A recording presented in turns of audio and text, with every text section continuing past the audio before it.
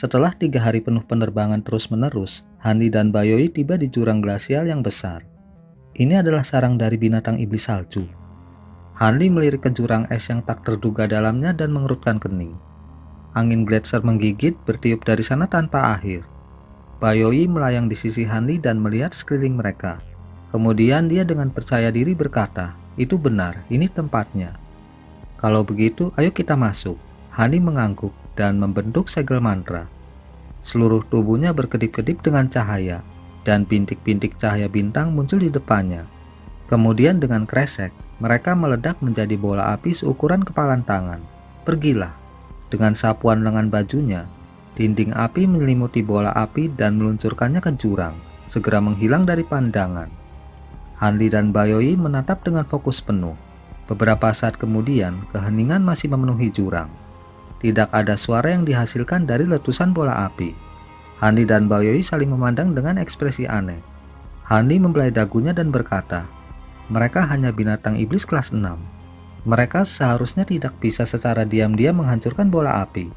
Sepertinya ada binatang yang lebih tangguh di sana." Bayoi memasang ekspresi serius. "Itu mungkin. Murid itu belum melangkah jauh ke jurang. Mereka hanya melihat bunga es yang mendalam dari kejauhan sebelum ditemukan oleh binatang iblis es." "Hehe, tidak apa-apa. Saya hanya akan menggunakan binatang roh saya untuk menarik mereka keluar," kata Hanli dengan nada acuh tak acuh. Dia menampar kantong penyimpanannya dan memanggil selusin garis putih yang berputar sekali di sekelilingnya. Mereka adalah kelabang es bersayap 6.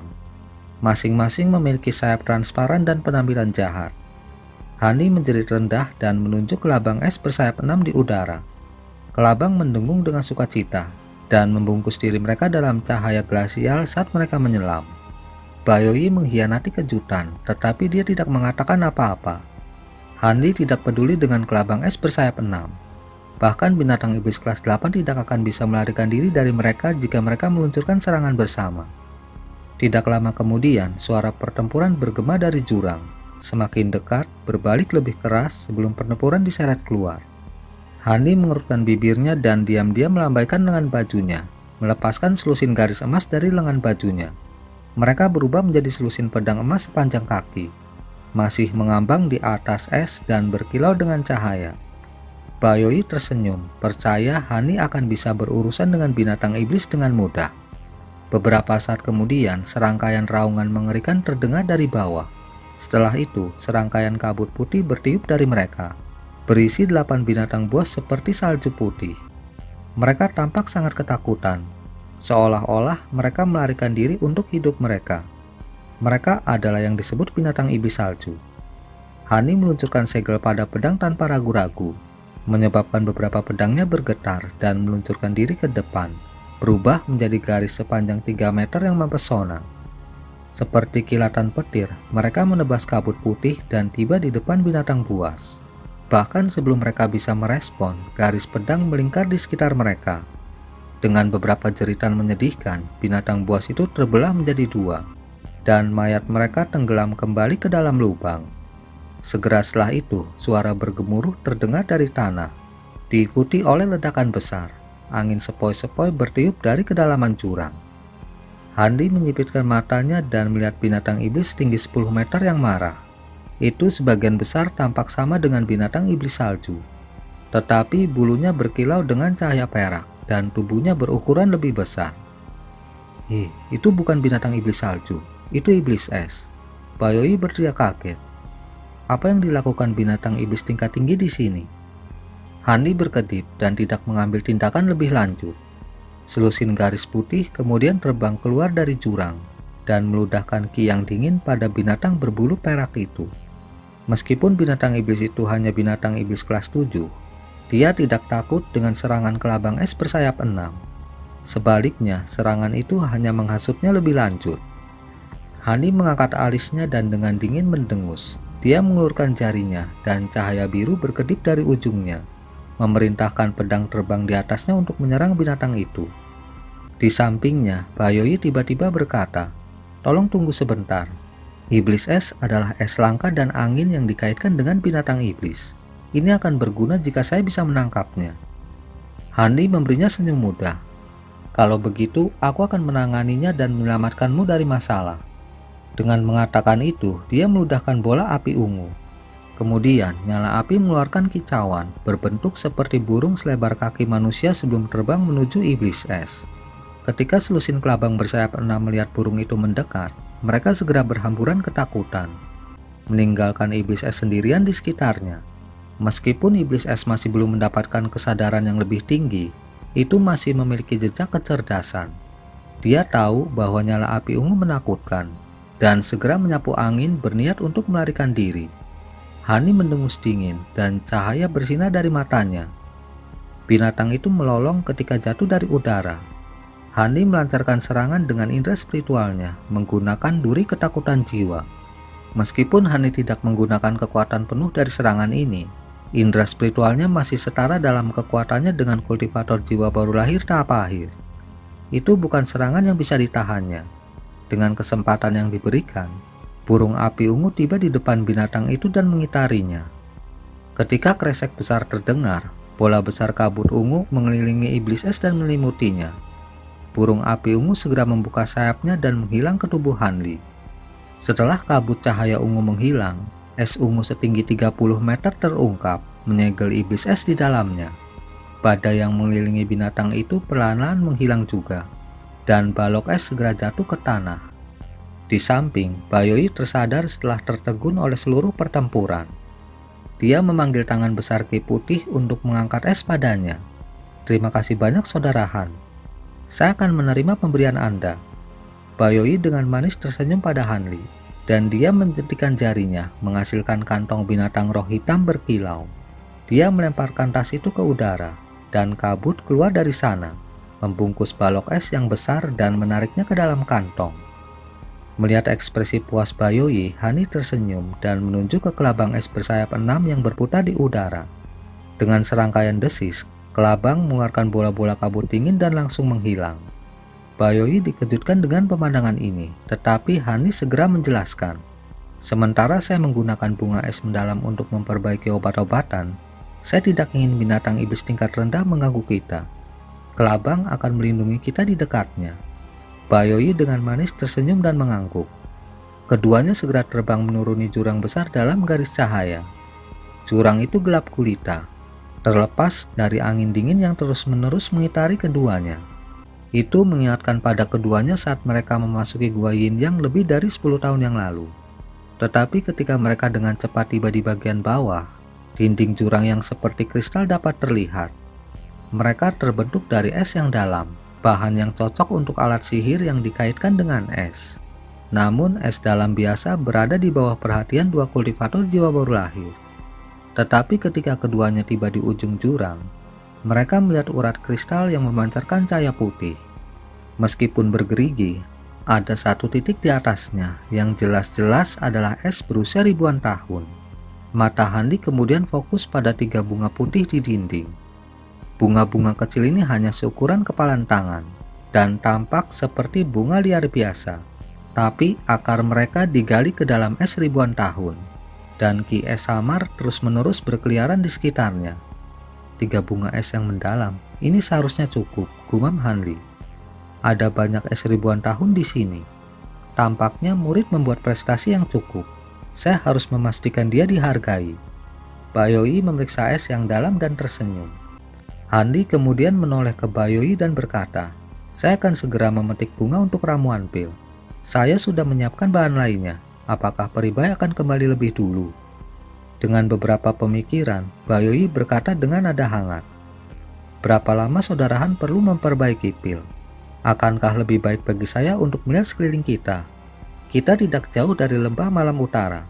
Dengan penampilan iblis es kelas 7, aku merasa agak tidak nyaman. Saya akan mengambil kesempatan ini untuk melihat-lihat." Setelah jeda singkat, Hani berkata, "Itu bagus, hati-hati. Jangan khawatir, aku hanya melakukan ini jika ada kemungkinan. Iblis es kelas 7 kemungkinan besar datang ke jurang tanpa sengaja. Ini belum pernah terjadi sebelumnya. Saya akan berangkat." Bayoi mengerutkan bibirnya menjadi senyum menyihir dan melesat ke udara. Ketika Bayoi meninggalkan pandangannya, Hani melihat ke bawah dan mengamati 3 bunga es yang mendalam. Setelah beberapa perenungan, Dia menampar kantong penyimpanannya dan memanggil belasan bendera berbagai corak warna, menempelkan mereka ke dinding kristal di sekitarnya. Sebuah kabut biru kemudian benar-benar melimuti sekitarnya. Setelah itu selesai, dengungan mengguncang udara ketika segerombolan kumbang emas terbang keluar dari tubuh Hanli, menghilang ke dalam kabut sebagai setitik cahaya. Selama tidak ada yang sangat kuat mendekati, kabut pasti bisa melindunginya saat dia memperbaiki pil es yang mendalam. Merasa nyaman, Hanli mengangkat tangannya dan memanggil kuali seukuran kepalan tangan yang berkilau dengan cahaya perak. Ketika melayang di depannya, dia memanggil berbagai kotak kayu dan botol kecil dari kantong penyimpanannya ke tanah. Dia kemudian mengubah fokusnya ke 3 bunga. Dia melambaikan lengan bajunya, menghasilkan 3 garis emas yang melilit bunga-bunga, mengukir segudang es mendalam yang melekat pada mereka. Dia kemudian menunjuk ke tanah, dan 3 kotak batu giok sepanjang kaki melengkung keluar dari pandangan, dan anehnya muncul kembali di bawah 3 bunga. Melihat bahwa bunga dikumpulkan tanpa masalah, dia membentuk gerakan tangan dengan ekspresi puas di wajahnya. Dia kemudian meluncurkan serangkaian segel mantra ke dalam kabut biru yang mengelilinginya. Kabut berkeliaran di sekelilingnya dan membesar, segera meredam seluruh jurang dari pandangan. Terlepas dari angin dingin yang bersiul di jurang, hanya ada kesunyian. 3 hari berlalu dalam sekejap mata. Kabut biru sangat padat di dasar jurang dan tidak menunjukkan tanda-tanda larut. Kemudian cahaya melintas dari langit yang jauh, dan 3 garis tiba dengan kecepatan tinggi, muncul di depan jurang hanya dalam beberapa saat. Garis cahaya perak di bagian depan ketiganya tampak redup, seolah-olah pemiliknya terluka. Cahaya merah dan hijau yang mengikutinya tampak menyilaukan dan sombong. Jelas cahaya perak sedang dikejar. Cahaya perak memudar untuk mengungkapkan seorang wanita berjubah putih yang cantik. Kulitnya pucat dan lapisan ki hijau samar menutupinya. Dia adalah Bayoyi yang terakhir terlihat 3 hari yang lalu. Entah bagaimana dia menemukan kecelakaan dan telah dikejar sampai sekarang. Tubuhnya juga berada di bawah pengaruh racun ganas, yang bahkan seorang kultivator pertengahan jiwa baru lahir tidak bisa melawan. Ketika dia tiba di atas jurang, dia dengan cepat melihat ke bawah dan melihat kabut biru yang bergolak. Dia mulai napas lega dengan pemandangan itu. Pada saat itu, cahaya merah dan hijau yang mengejarnya hanya beberapa ratus meter jauhnya. Suara seorang pria berbicara dari cahaya hijau. Apa Anda telah memutuskan untuk berhenti berlari mengetahui seberapa parah Anda diracun? Jika Anda memutuskan untuk kehilangan hidup Anda, maka tuan ini tidak akan ragu untuk mengambilnya. Nada suara itu seram dan keras. Bayoyi dengan dingin mendengus dan menyelam ke jurang, tidak memperhatikan mereka. Dengan beberapa kilatan perak, dia menghilang. 2 garis cahaya bergegas ke pembukaan jurang, dan sosok pria dan wanita dapat dilirik dari dalam mereka. Keduanya menatap kabut biru dengan ragu-ragu. Keduanya adalah binatang iblis bermetamorfosis dengan kecerdasan yang sepenuhnya terbangun tidak kurang dari manusia. Mereka bingung mengapa Bayoyi berhenti berlari dan memutuskan untuk bersembunyi di pembatasan di bawah ini. Sama seperti keduanya melalui untuk menggunakan indera spiritual mereka untuk mengeksplorasi di bawah mereka, kabut putih bergulir di sekitar mereka, mengikuti munculnya selusin serangga bersayap salju putih. Semua memiliki penampilan yang menyeramkan. Kelabang es bersayap 6. Wanita di dalam cahaya merah itu bergetar ketika dia berteriak kegirangan. Itu adalah kelabang es bersayap 6. Pria dalam cahaya hijau itu berteriak. Itu hebat, selama kita bisa melahap serangga ini, kita akan dapat secara besar-besaran meningkatkan kultivasi kita melalui konvergensi yin yang. Wanita itu berteriak dengan suara serak dan tubuhnya terbakar, melepaskan selusin ular api. Mereka masing-masing 1 kaki panjangnya, dan masing-masing dari mereka memiliki sayap di punggung mereka. Dengan api membuntuti dari mulut mereka, mereka dengan agresif menerjang ke arah kelabang. Untuk sesaat, api dan ki dingin berselisih, menghasilkan ledakan yang memekakan telinga. Pada saat itu, cahaya merah menghilang untuk mengungkapkan penampilan penuh wanita itu. Dia memiliki sosok langsing yang mengenakan pakaian merah tua, sepasang mata hijau dan sisik merah tua yang membuat wajahnya tampak cantik. Lidah ular juga terkadang keluar dari mulutnya. Dia adalah ular iblis kelas 8. Dengan keserakahan terang-terangan di wajahnya, Cahaya merah menyala dari iblis ketika dia secara pribadi mengatur dirinya untuk menangkap masing-masing kelabang. Kemudian serangkaian drone tiba-tiba terdengar dari bawahnya.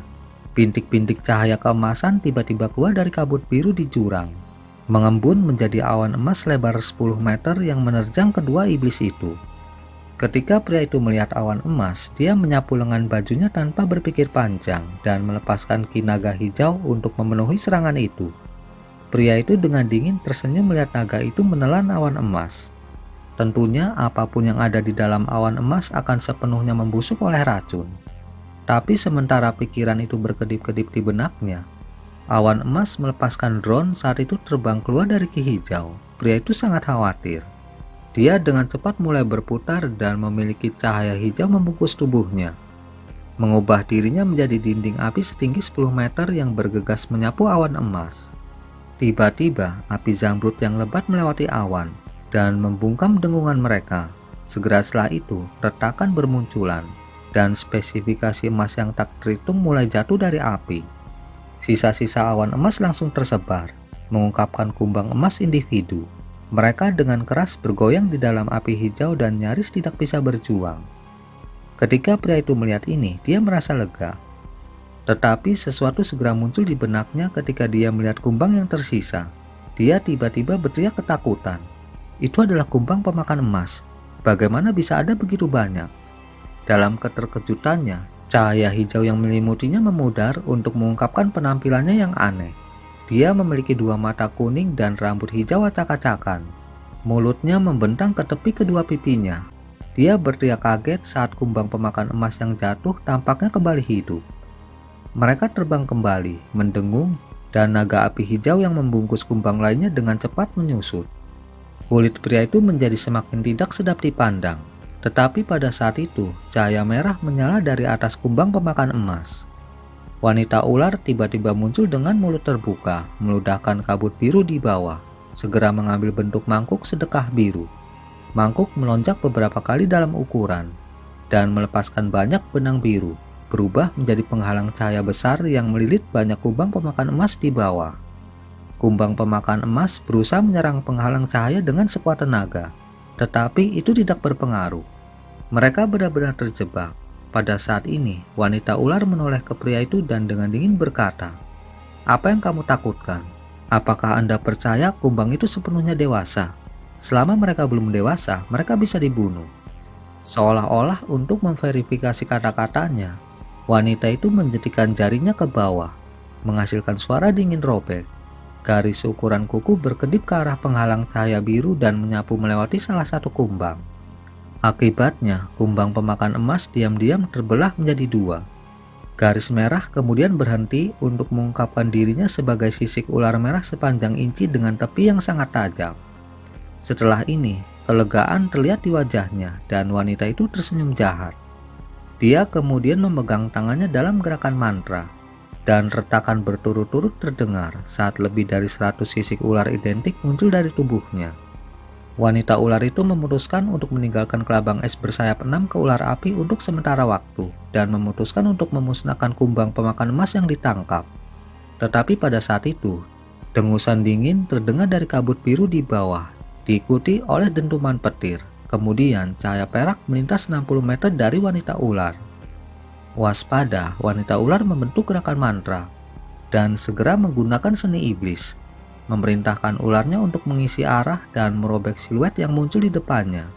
Siluet itu terkekeh dan membalik tangannya, menghasilkan perisai perak kecil berkilau di depannya. Kemudian dinding seperti cermin tiba-tiba muncul. Rentetan-rentetan garis merah menghantam dinding perak dan meletus dalam cahaya perak yang menyilaukan. Garis-garis merah diusir ke arah yang berbeda. Tidak satu pun dari mereka meninggalkan bekas di dinding. Ketika wanita ular melihat ini, hatinya berdegup kencang. Ekspresi sengit muncul di wajah pria di sebelahnya. Dia menyapu lengan bajunya, melepaskan aliran kabut beracun yang bergolak. Jika seseorang mengamati kabut dengan hati-hati, mereka akan menemukan benang hijau yang biasa-biasa saja berkelip di dalamnya. Itu adalah jarum beracun yang dia kembangkan dengan pahit selama beberapa ribu tahun dari kondensasi racunnya yang paling mematikan. Bahkan kultivator jiwa baru lahir tahap akhir akan menjadi sampah beracun jika mereka tidak melarutkan racun tepat waktu. Hani hanya melambaikan lengan bajunya untuk menghadapi serangan itu dan merilis kuali merah kecil. Dalam sekejap, itu menghilang di luar tembok perak dan mengeluarkan cincin yang jelas. Saat melonjak dalam ukuran, tutup kuali dibuka atas kemauannya sendiri dan melepaskan bola api merah yang tak terhitung jumlahnya. Setiap bola api hanya berukuran kepalan tangan. Tetapi mereka segera bergabung bersama untuk membentuk ratusan gagak merah tua. Dengan tangisan melengking, mereka menyerbu untuk memenuhi kabut racun yang mendekat. Setelah kontak dengan burung-burung, kabut beserta jarum racunnya dipadamkan, disapu menjadi asap abu-abu. Kabut tidak mampu melawan burung-burung. Kuali merah adalah kuali makhluk yang Hani peroleh dari Gunung Kunwu. Dia mengendalikan lebih dari 1000 burung yang besar. Senjata ideal melawan seni jahat dan jahat. Kekuatannya menjadi jelas begitu muncul. Kilatan melintas dari mata Hanli, dan dia merasa puas dengan apa yang dia lihat. Dia mengguncang lengan bajunya, dan kipas Trifem menyelinap ke dalam genggamannya. Sementara burung menyatu menjadi laut nyala api, sayap badai petir di punggung Hanli berkedip, diikuti oleh lenyapnya dalam kilatan perak. Ketika iblis bermetamorfosis itu melihat kabut beracunnya pecah, dia sangat marah, tetapi terkejut membeku ketika melihat Hanli menghilang dari pandangan.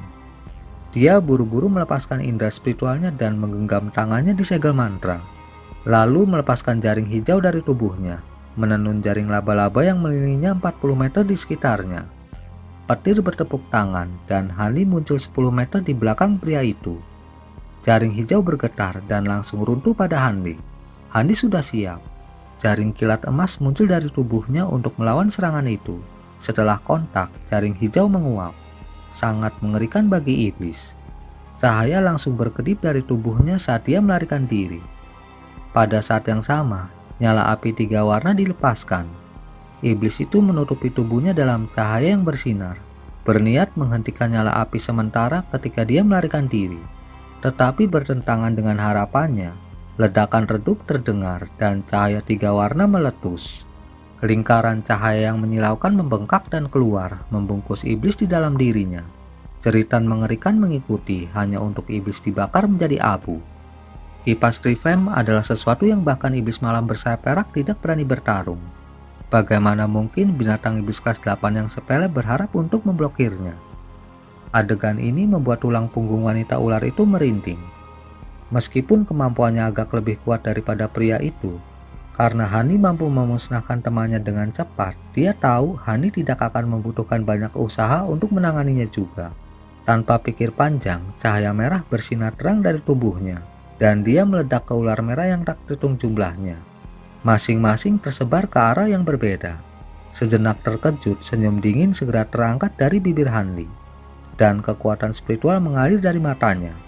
Kedalaman matanya bersinar dengan cahaya biru yang menyilaukan, dan matanya terfokus pada satu ular api. Dengan mengepakkan sayapnya, dia menghilang, hanya menyisakan guntur di belakangnya. Rantai perak menyala dan guntur terdengar saat Hani berteleportasi beberapa kali, tiba di atas salah satu ular api, dan dia menatapnya dengan tatapan dingin. Ketika ular api merah melihat Hanli ada di atasnya, dia berkedip ketakutan dan membuka mulutnya tanpa pikir panjang. Dia meludahkan bola seukuran ibu jari dari mulutnya langsung ke Hanli. Itu adalah inti iblis atribut api yang dikultivasikan selama bertahun-tahun yang tak terhitung jumlahnya. Hanli mengerutkan bibirnya sambil tersenyum dan meraih mutiara dengan satu tangan. Sebuah kresek terdengar dan nyala api ungu keluar dari tangannya, menciptakan tangan raksasa yang meraih mutiara. Ledakan berturut-turut ketika cahaya merah dan api ungu meletus saat tangan menangkapnya, tetapi keheningan segera menyusul. Ular api di bawahnya bergetar dan kobaran api di tubuhnya meredup. Karena ketakutan, ular itu berusaha melarikan diri dengan sekuat tenaga. Tetapi niat membunuh bersinar dari mata Hanli. Dia memegang tangannya dalam gerakan mantra, dan tangan besar itu melonjak beberapa kali sebelum mengulurkan tangan untuk menangkap ular itu. Sebelum ular itu bisa meluncurkan dirinya, dia merasakan hawa dingin menyelimuti seluruh tubuhnya. Kemudian tubuhnya benar-benar terkendali. Jantungnya tenggelam, dan dia menemukan bahwa benang-benang Ki Es ungu telah menahan tubuhnya sebelum tangan itu menyentuhnya. Tentu saja, Ki Es tidak menahannya sepenuhnya, Karena itu adalah binatang iblis di puncak kelas 8, tetapi berhasil menunda cukup lama untuk tangan ungu menangkapnya. Tak berdaya, iblis menggunakan kekuatan terakhirnya untuk mengeluarkan bola api yang dibuat dari esensi darah yang tidak murni, memperlambat tangan ungu hanya sesaat sebelum ditangkap. Lapisan es ungu pelan-pelan menyebar di atasnya, memadamkan api merah terakhir yang membakar tubuh ular dan menyegel ular itu di dalam es. Di bawah sinar matahari, itu bersinar ungu yang indah. Tangan ungu besar itu kemudian menghilang sebentar. Handi mengguncang lengan bajunya dan selusin garis emas dilepaskan dari lengan bajunya, melingkari ular beberapa kali. Saat cahaya keemasan berkelip-kelip, es bersama dengan ular itu terbagi menjadi puluhan bagian, diikuti oleh seberkas cahaya keemasan yang keluar. Handi sudah siap untuk ini. Dengan casting seni pedang, selusin pedang terbang yang berputar-putar di udara melepaskan beberapa busur petir keemasan, menjebak cahaya hijau di jaring. Jaring berkontraksi dan dengan kuat memenjarakannya dalam bola emas. Hani mengangkat tangannya untuk menghasilkan botol batu giok hitam dan membuatnya menyerap bola emas sebelum akhirnya menyimpannya dalam kabut biru di celah es. Cahaya perak berkedip ketika Bayoyi terbang keluar dan menyaksikan apa yang terjadi dengan jejak terkejut. Dia hanya bersembunyi di kabut untuk waktu yang singkat, tetapi ketika dia muncul, Hani sudah dengan mudah membunuh dua binatang iblis metamorfosis. Kedua binatang iblis itu sangat kuat, meskipun mereka hanya kelas 8. Masing-masing dari mereka tidak kurang kuat dari seorang kultivator jiwa baru lahir pertengahan, memaksanya untuk melarikan diri saat mereka mengejarnya seperti mangsa. Meskipun sudah tahu Hani seorang kultivator yang sangat kuat, dia sangat terguncang betapa mudahnya Hani membunuh kedua iblis. Saat Bayoyi menatap dengan terkejut, Hani memerintahkan kelabang es bersayap 6 dan kumbang pemakan emas untuk kembali ke kantong penyimpanan mereka, dan mereka dengan patuh melayang kembali kepadanya. Rekan Dawisbai, Anda tampaknya sangat racuni. Hani meliriknya dan mengurutkan kening. Setelah mendapatkan kembali ketenangannya, Peribai dengan manis berkata, "Saya tidak menduga kabut racun iblis cukup manjur untuk mengikis penghalang saya. Untungnya saya telah meminum pil 100 rumput. Dengan meditasi setengah hari, saya seharusnya bisa mengeluarkan racun." Hani tersenyum dan berkata, "Saya baru saja selesai meramu pil saya. Seandainya sesama Daois datang sesaat sebelumnya, akan sulit untuk mengatakan apakah saya akan muncul untuk menyerang mereka." "Kalau begitu, aku cukup beruntung." Bayoyi tersenyum. Hani melihat sekeliling dan bertanya, "Peribai, bagaimana Anda menemukan dua binatang iblis bermetamorfosis itu? Bukankah Anda mengatakan bahwa iblis kelas tinggi tidak akan muncul di dekat Pulau Malam Utara?" Bayoyi tiba-tiba teringat sesuatu dan ekspresinya berubah. "Ceritanya panjang. Ini bukan tempat yang bagus untuk menginap. Aku akan memberitahumu tentang hal itu dalam perjalanan kembali." "Apa? Apakah ada iblis lain? Berapa banyak?" Hani menyipitkan matanya dan kilatan berkedip dari mereka. Bayoyi tersenyum masam. "Kalau saja itu masalah jumlah. Saya khawatir bahwa Istana Malam Utara kami telah menemui masalah besar." Ketika Hani mendengar ini, hatinya bergetar. Dia mempertahankan penampilan luar yang tenang dan mengangguk. "Kalau begitu, kita akan kembali dan membuat laporan. Namun demikian, Anda sangat keracunan. Apakah kamu masih bisa bergerak? Bagaimana kalau saya bantu? Saya akan sangat menghargai itu. Terima kasih banyak rekan Daoisan." Bayoyi berkata sambil tersenyum. Segera setelah itu, keduanya terbang dalam kabut biru, diikuti oleh keheningan. 4 jam kemudian, garis biru dan perak terbang keluar dari jurang es dan menghilang melewati cakrawala dalam sekejap mata. Setengah hari kemudian, awan hitam pekat bergulir melintasi langit dan sepenuhnya menyelimuti jurang es. Terdengar suara desis dari awan, dan bergolak dengan petir melompat di dalamnya. Angin abu-abu kemudian menyapu melewati awan sebelum menghilang.